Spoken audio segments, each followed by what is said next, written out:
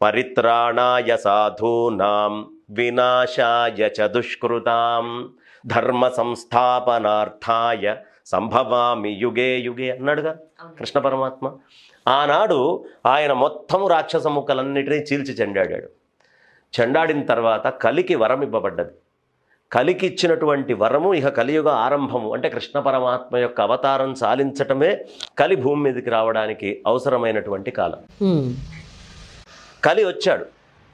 ఈ కలి ప్రవేశించి పరీక్షిన్ మహారాజు కంటపడ్డాడు. పరీక్షిన్ మహారాజు నిబ్బరంగా కలిని ఎదిరించాడు. అయ్యా నాకు ఒక 5 స్థలాలు ఇవ్వు నేను బతకడానికి.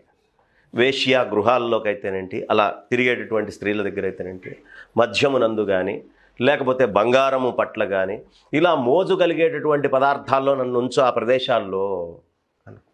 సరే అన్నారు. ఆయన మెల్లిగా ప్రవేశించాడు.